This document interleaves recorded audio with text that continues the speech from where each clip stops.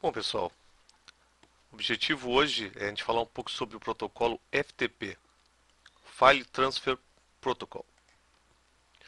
O sumário desse vídeo vai falar um pouco aqui sobre a história, onde surgiu o protocolo FTP, propriamente o protocolo, e comentar a respeito das mensagens, os comandos, como ele funciona, algumas particularidades desse protocolo, que apesar de ser bastante antigo, ele tem uma certa complexidade, maior do que os protocolos atuais.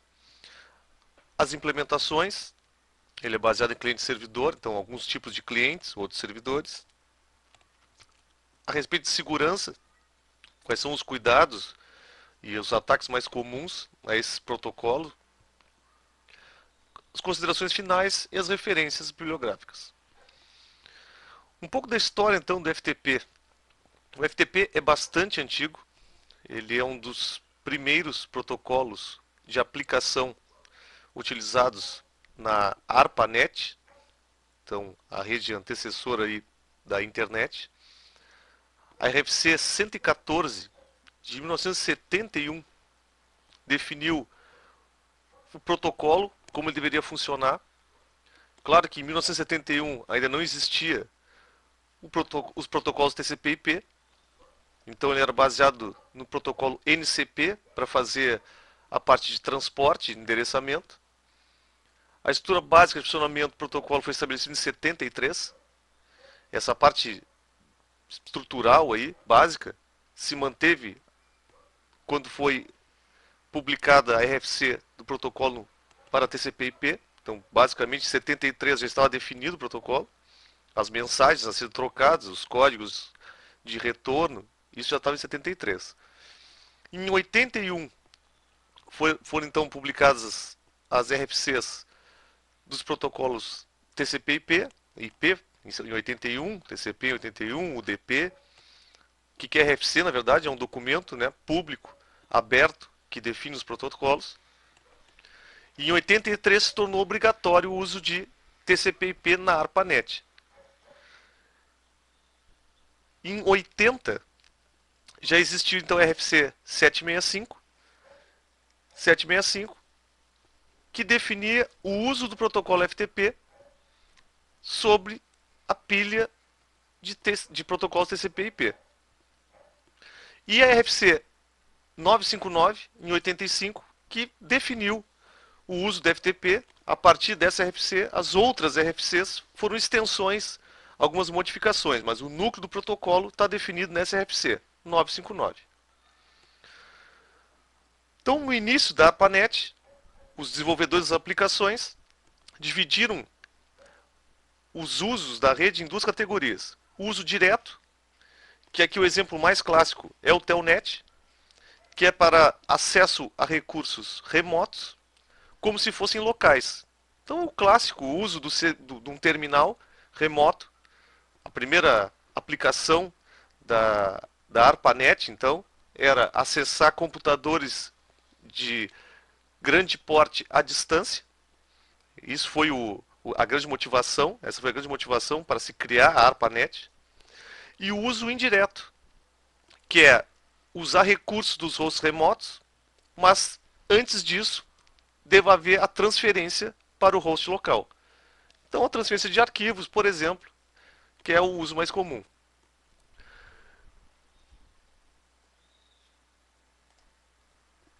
Essas categorias serviu de modelo então para essas duas primeiras aplicações da ARPANET, Telnet e FTP. O Telnet é para usar emulação remota de terminal. Então, o que é um terminal? Existe um computador, normalmente um mainframe, então um elemento processador com memória, CPU, disco e terminais, na época chamados terminais burros, porque eles não tinham processamento. Simplesmente eles possibilitavam que o usuário acessasse esse computador central por meio de um terminal formado por um display, um monitor, um teclado, um modem ou alguma outra forma de comunicação e mais para frente impressoras locais e etc. Mas a ideia era essa, estender esse computador central para mais pessoas poderem usar. Claro que isso aí veio do advento de sistemas operacionais multiusuários, time sharing e outras coisas. A interação do protocolo Telnet é por meio de comandos, de perguntas e respostas. Normalmente vai-se haver a criação de uma sessão e a partir dessa sessão os comandos são enviados para os computadores remotos e retornadas as mensagens do próprio sistema operacional. O FTP foi criado para se fazer uso de transferência de arquivos de e para um host remoto. Então é possível fazer o download e upload de arquivos. Os recursos são copiados do disco local ou enviados para o disco ou impressora remota. Então existe a possibilidade de, com o uso do FTP, se pegar um arquivo local e se jogar numa impressora remota. Até porque no início aí da ARPANET, grande parte da saída dos resultados computados era feita em impressora. A parte de controle do FTP é baseada no protocolo Telnet. Então, é baseado em comandos e respostas de forma interativa. Aqui exemplos do uso de Telnet. Então, neste caso aqui, vai haver simplesmente a transferência de comandos pelo meio da rede e seus retornos também pela rede. Mas o processamento acontece remotamente. Então, dois casos aqui, usando cliente de Telnet para fazer acesso a uma máquina remota e executar comandos lá localmente. O uso de FTP em linha de comando. Aqui um exemplo de uma sessão de FTP, transferindo aqui, solicitando um arquivo chamado bot.php. Então, um malware, provavelmente, sendo transferido.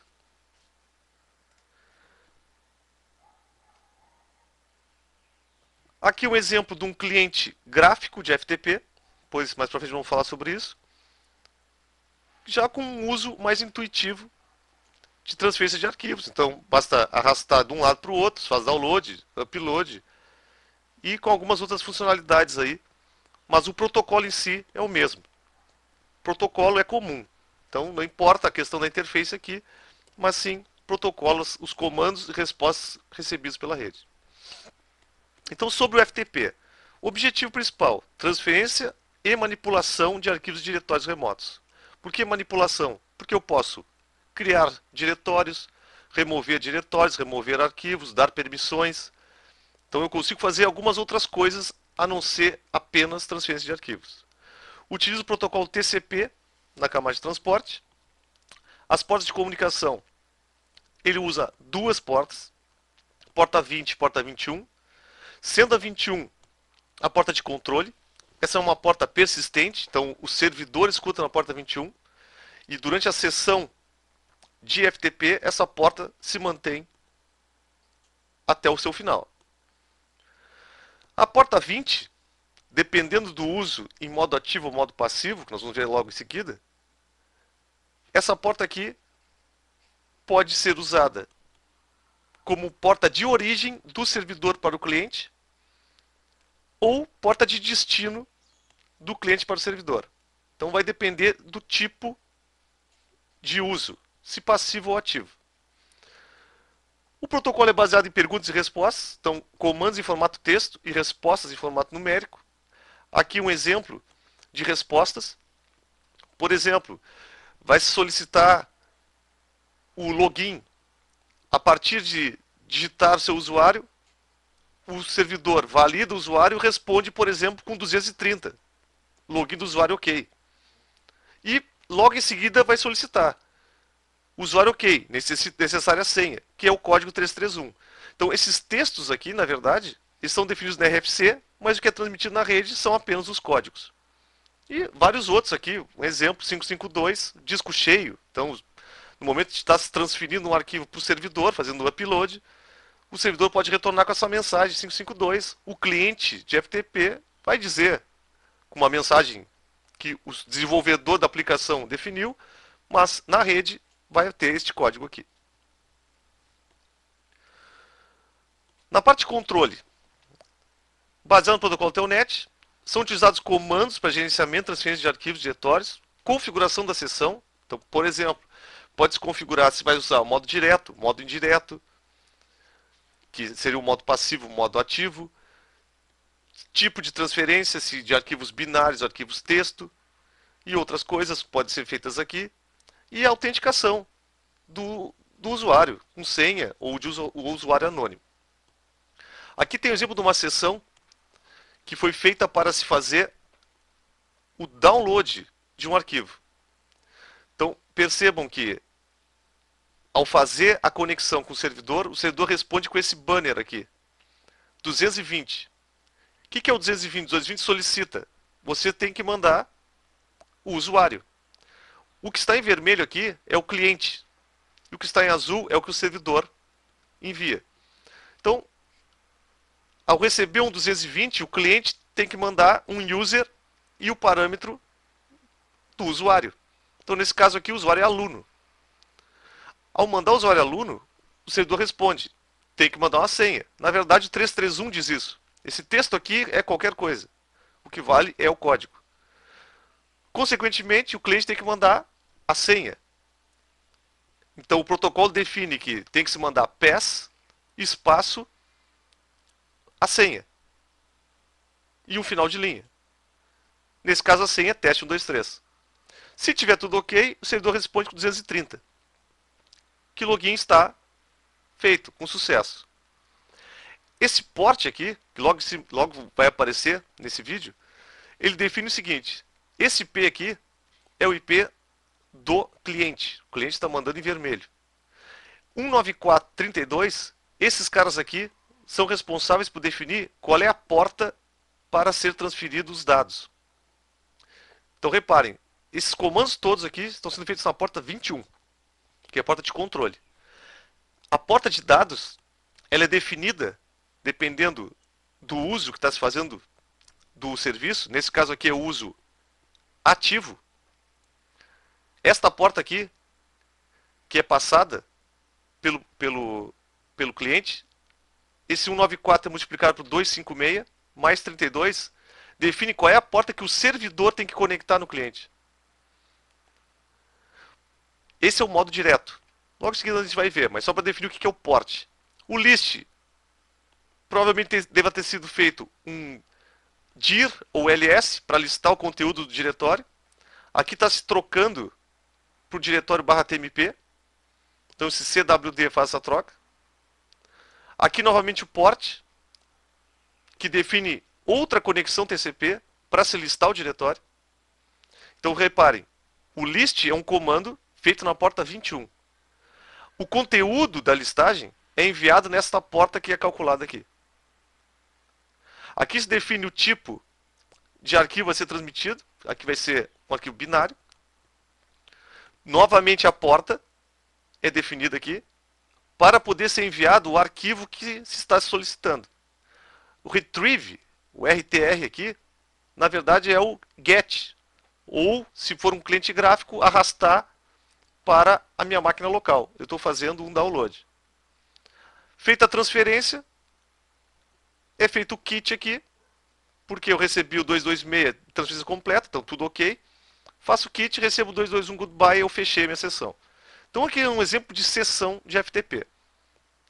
Para transferência de um arquivo, para um download de arquivo. Entrando em relação aos dados. Então a parte de dados aqui é utilizado TCP para entregar esses dados.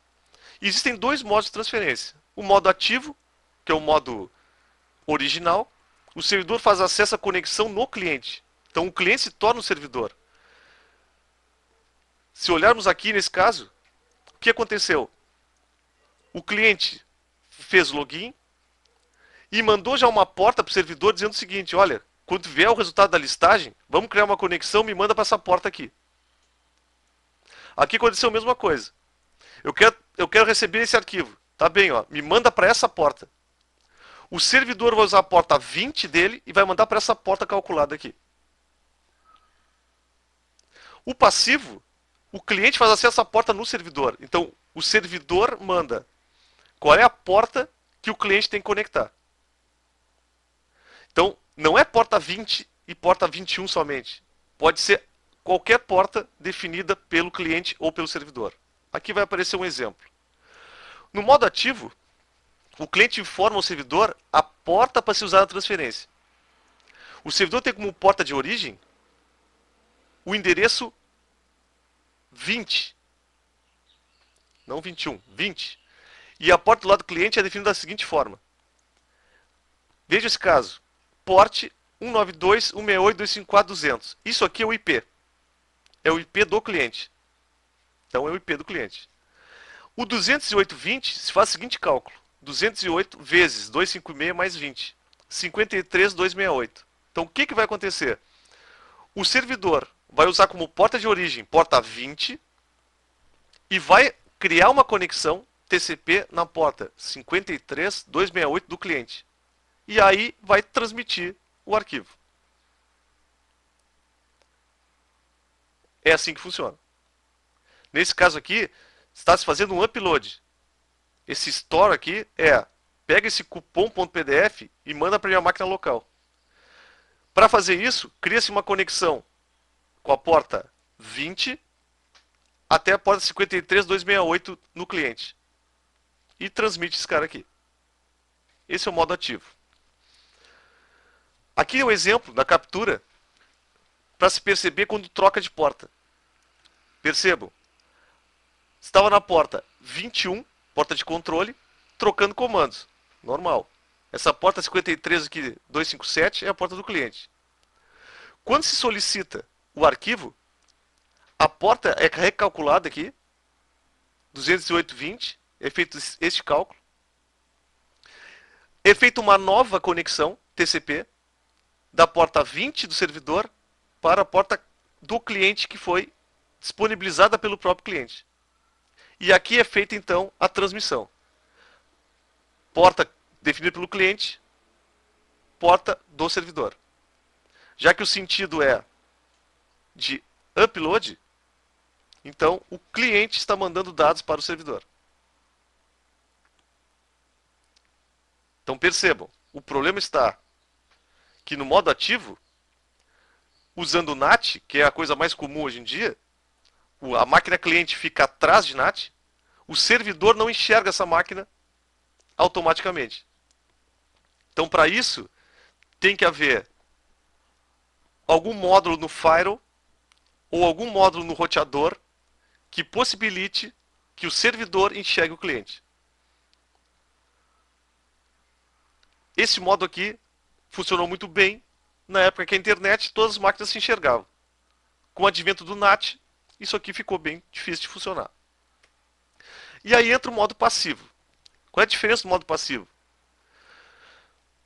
Usando o comando passv, então passv, utilizado no cliente, o servidor informa ao cliente a porta para se usar na transferência. Então o cliente continua conectando o servidor, tanto para a parte de controle, quanto para a parte de troca de dados. O cliente utiliza uma porta qualquer para fazer conexão na porta definida pelo servidor, calculada da mesma forma do modo ativo. Então, exemplo. Aqui tem um exemplo que está se fazendo o upload, então store, então armazenando isso no servidor. Está se passando o comando passv aqui. E esse passive mode, reparem, 192.168.254.216 é o IP do servidor, não do cliente. Então, port é o mesmo comando. Só que agora não é o IP do cliente, é o IP do servidor.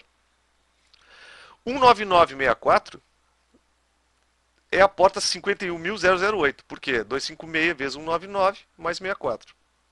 Então, o que vai acontecer? O cliente vai conectar na porta 21, vai mandar os comandos normais de controle, user, pass, ok.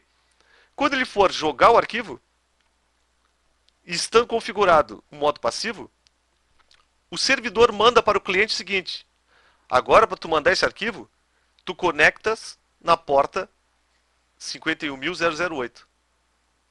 E qual é a porta origem do cliente? Qualquer uma. Que a gente vai ver agora.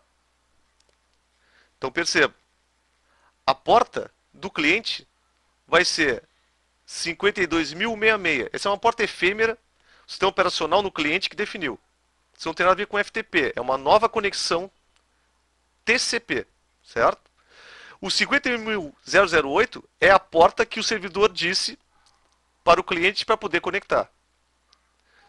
Então, o que acontece nessa sessão aqui? Existe uma conexão feita TCP para a porta 21. E quando se for fazer transferência, vai ser criada uma nova conexão TCP com uma porta definida dinamicamente durante a sessão entre o cliente e o servidor. Então imagine que isso aqui é um complicador para Firewall. Por isso que o Firewall normalmente tem um módulo só para FTP. Porque ele tem que, na verdade, analisar a sessão FTP para saber qual porta ele tem que abrir dinamicamente para poder fazer a comunicação entre cliente e servidor. Uma dica para fazer essa filtragem aqui, para poder enxergar isso, usando o Wireshark, é usar esse filtro aqui, FTP OR FTP Data. Então é um protocolo bem interessante para se analisar, é tranquilo de se usar, uma coisa bastante comum. Então com o utilitário Wireshark é possível fazer essa análise aqui de toda uma sessão. Em relação ao IPv6, vocês perceberam que os endereços ali são no formato de IPv4. O que muda no IPv6?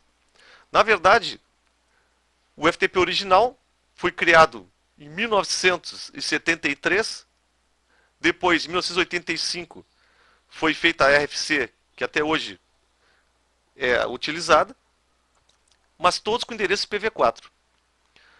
Para se usar em cima de IPv6, a RFC 2428 definiu algumas adaptações. Então, o exemplo mais clássico aqui é o seguinte: os comandos port e pasv passaram a se chamar EPRT e EPSV, de Extended. O que vai aparecer mais comumente é o EPRT.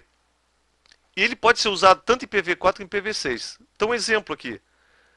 Em vez de aparecer apenas port, como apareceu anteriormente, vai aparecer EPRT, pipe, então que é o separador, define que é IPv4, depois, o próximo campo é o próprio IP, e o próximo campo é a porta de comunicação para troca de dados. No IPv6, encontra-se 2 no primeiro campo, que define que é o IPv6, propriamente o endereço IPv6 e a porta de comunicação. Então, ao lado aqui tem uma seção de uma transferência de arquivo, então fazendo um download com IPv6, que as portas aqui são definidas com o comando EPRT. Então é bastante comum quem está fazendo uma análise do FTP ver IPv6 e não encontrar o comando port. Mas isso aí já foi definido na CRFC 2428, aí, se não me engano, de 98. Aqui, a seção capturada. Então percebam que a porta aqui é sugerida pelo cliente e o servidor acessa com a porta de origem 20. Então, o servidor usa a porta 20 como origem para a porta definida pelo cliente. Então, nesse caso, o que está acontecendo? Eu estou fazendo um download. O download vai acontecer aqui embaixo. Porta de origem 20, porta de destino 51.250, definida aqui pelo cliente. Então, o meu cliente diz para o servidor, olha, usa essa porta aqui. E o servidor faz essa conexão. Bom, implementações. Cliente de FTP. Praticamente todos os sistemas operacionais existe uma versão de um cliente de FTP, normalmente em linha de comando. E existem também os de interface gráfica. Aqui alguns exemplos bastante comuns aí com interface gráfica. FileZilla, o clássico aqui WSFTP, muito utilizado. Qt FTP também, talvez os mais usados em Windows aqui. Há muito tempo atrás, obviamente. Hoje talvez o mais comum seja FileZilla. O Mozilla Firefox também, Internet Explorer, Google Chrome, eles têm um cliente FTP embutidos ali. E exemplos de clientes com linhas de comando, vem aí o NCFTP, também muito utilizado. Hoje em dia um pouco esquecido aí, por causa dos FTPs nativos do Linux e Windows. mas já tem algumas utilidades aí, ele é bem interessante. Então, aqui o exemplo do FileZilla, fazendo acesso de forma anônima aqui, usando IPv6. O WSFTP, achei uma versão bem antiga aqui, de 1994, ainda funcional, funcionando o Windows 7. Então vejam que facilita bastante. O usuário não precisa se lembrar dos comandos a serem utilizados. Get, put, mode, passwv, não precisa saber nada disso aí. Aqui um exemplo usando o Firefox. Percebo que isso, o protocolo não é HTTP, é FTP, //. Aqui linha de comando, LCFTP. Então, claro, aqui tem questões de interface, mas pensando que o protocolo é comum para todos esses clientes aqui. Em relação aos servidores, também estão disponíveis em praticamente todos os sistemas operacionais, Windows, Linux, macOS, Android, certo? Normalmente possui algum arquivo de configuração para gerenciamento das funcionalidades do serviço. Normalmente a configuração padrão já está funcional. Normalmente. Funcionalidades comuns que podem ser modificadas. Possibilitar usuários anônimos. Então, uso de anônimos. O que é isso? Um FTP público, por exemplo. Eu não vou ter que criar um usuário para cada um que vai poder fazer esse acesso. Então, eu tenho um usuário genérico que possibilita que esses usuários do serviço possam acessar. E, claro, normalmente não vou ter direito de escrever, simplesmente fazer download. E era muito usado isso, ainda é, em alguns casos, para disponibilização de atualizações, de aplicações, de informações, etc. Restringir a largura de banda dos clientes e o número de conexões simultâneas. Então, existem implementações de servidores de FTP que possibilitam fazer isso. Passa a ser interessante quando se tem que fazer algum controle mais justo sobre uso de banda e conexões para fazer download de arquivos. Editar um banner de boas-vindas, modificar as portas de controle de dados também é possível. As portas padrão são 21 e 20, mas isso é possível mudar. Escolher o diretório raiz, então o usuário que entra com uma conta de anônimos, ele vai cair em qual diretório? Ele vai cair no diretório TMP, no /home de alguém, num diretório que eu defini. Isso pode ser escolhido. No caso do Linux, o VSFTP é um dos mais comuns. Então, quem tiver interesse de instalar um servidor de FTP, o VSFTP é bem simples, configuração simples, funcional e está disponível aí em todas as distribuições. Exemplos de uso. Então, servidores de FTP públicos. Qual é a ideia disso aqui? Utilizar para disponibilização de arquivos de interesse público. Então, geralmente, possui um diretório com o nome de pub, que vem de public, para indicar onde ficam os arquivos. O usuário público foi convencionado para ser anônimos. E a senha, o e-mail do usuário. Então é possível ter um servidor de FTP público que tenha contas de usuários, mas ao mesmo tempo tem essa conta genérica. Quando o usuário autenticado se loga, ele vai cair, por exemplo, no diretório pessoal dele, ou onde eu definir. E o usuário anônimos, ele vai entrar nessa área pública, onde ele tem acesso a arquivos com restrições. Antes da web, esses servidores eram a principal fonte de disponibilização de arquivos na internet. E claro, e da pirataria também. Então era muito comum servidores disponibilizados de forma legal ou ilegal, alguns servidores invadidos, etc., onde disponibilizavam vídeos, programas piratas e qualquer outro tipo de material que hoje se encontra em fóruns e etc. Certo? Ou BitTorrent e o que for. Exemplo de servidores públicos. Então aqui tem Funet.fi, que ainda existe, muito antigo, ainda funcional. Vocês vão encontrar aqui diversas aplicações lá para Windows 3.11.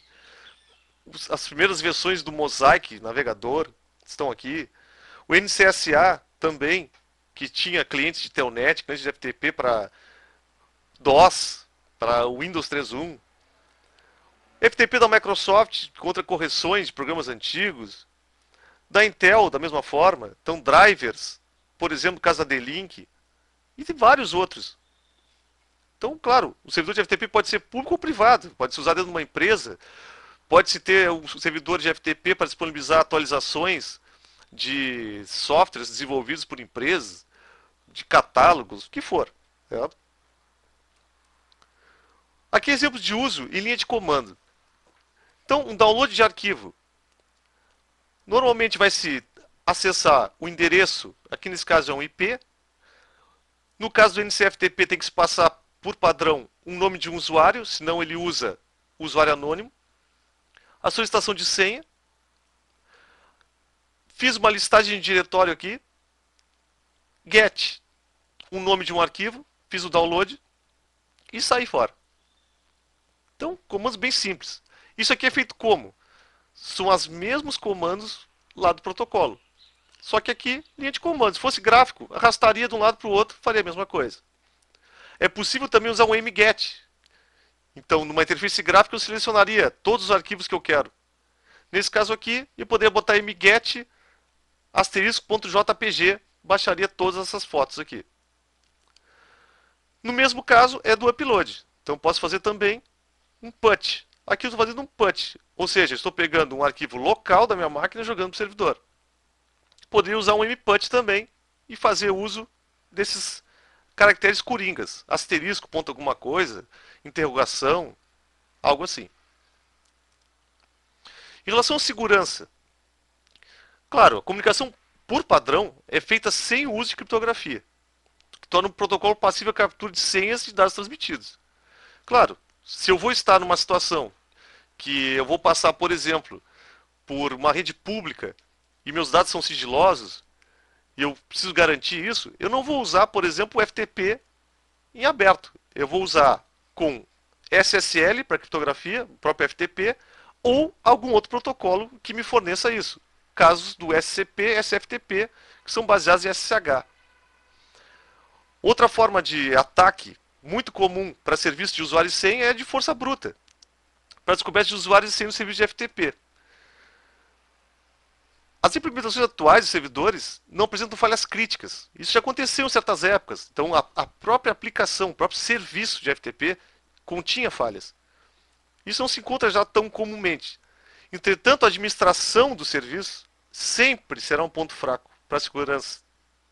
Exemplos: senhas fáceis em usuários, configuração errônea do diretório raiz. Por exemplo, no caso de Windows, o drive C todo como o diretório raiz do FTP. Não ativação de proteção para ataques de força bruta para senhas. Então, por exemplo, vou usar um fail to ban, vou usar algum utilitário que detecte no log do serviço que estão tentando fazer descobertas de senha e bloquear aquele endereço IP por algum tempo. Serviço aberto na internet sem necessidade. Então, se eu tenho um FTP que é da minha empresa, eu não tenho por que abrir ele. Eu não tenho por que correr esse risco. É para uso interno. Então, não precisa abrir. Possibilidade de upload de arquivos para usuários anônimos. Então, exemplo, isso existe, não quer dizer que seja uma falha em si. Pode ser de forma consciente, mas tem que ter muito cuidado com isso. Ou seja, um usuário anônimo conseguir jogar arquivos para o servidor. Isso é possível ser feito. E às vezes é interessante. Exemplo, um usuário quer mandar uma tela de erro da sua aplicação para ser analisada pela empresa que vendeu aquela aplicação. Bom, o usuário pode pegar essa imagem e jogar por FTP. Bom, pode mandar por e-mail isso, mas pense que o e-mail tem limite de tamanho de arquivo. Imagine que essa imagem tenha 200 MB. Eu não vou conseguir fazer isso por e-mail. Vou ter que usar algum outro recurso. Ou o usuário vai ter que ter um servidor de páginas para me baixar, ou ele vai ter que usar um torrent, ou ele pode usar um FTP. Simplesmente jogar para mim, numa área temporária, e eu baixo depois. Então, isso ainda tem bastante uso. Não atualização do sistema operacional do serviço e por aí vai. Certo? A parte básica de administração de sistemas aí entram aqui na questão da FTP. Bom, considerações finais sobre o protocolo FTP. Primeira coisa, são protocolos históricos. Então, os primeiros protocolos de aplicação utilizados na ARPANET internet. Interessantes, ainda são bastante utilizados depois de 45 anos em uso. Então, quando a gente fala em tecnologia, a primeira coisa que vem à cabeça é as coisas todas novas. Tudo é novo. O que é velho é ruim. Nem sempre. Nem sempre. Na internet, isso não é bem verdade. A maior parte dos protocolos aí, caso, por exemplo, do IP, desde 81, então, 1981, faz um bom tempo que o protocolo IP ainda está funcional. Toda a internet hoje, a maior parte dela é em cima de IPv4. Outra coisa, o uso em modo passivo possibilita o funcionamento em rows atrás de NAT. Então, muito comum. Um exemplo, o FTP linha de comando do Windows 7, por exemplo. Ele não funciona em modo passivo. Então, se usa linha de comando FTP está atrás de um NAT, não vai funcionar o FTP. Vai dar um erro, vai dizer que não consigo abrir uma porta. Para resolver isso aí, tem que se usar um cliente que aceite o modo passivo. Obviamente, o servidor tem que aceitar também, mas normalmente aceita. A partir daí, tu consegue fazer uso de FTP. Claro, se usar o Firefox, por exemplo, usar o Internet Explorer, eles têm já o modo passivo integrado no cliente. Para utilizar o FTP, recomenda-se o uso de criptografia SSL e seguir as recomendações para configuração segura do serviço. Então, o uso de SSL elimina um dos problemas do FTP, que é passagem de comandos de dados em aberto na rede. Uma grande vantagem do protocolo FTP é o desempenho na transferência de arquivos, que é muito melhor que HTTP, SCP, SFTP. Então, em tempo de transferência, o FTP é otimizado, é muito melhor. Então, se vocês tiverem que ter um desempenho rápido de transferência de arquivos, optem por usar FTP. E, por final, o protocolo FTP ainda é bastante útil. Por mais tempo que ele exista, que ele seja um pouco deixado de lado às vezes, pode ser a solução para alguns casos de transferência de arquivos aí, ou de disponibilização de arquivos. Então ainda tem bastante utilidade.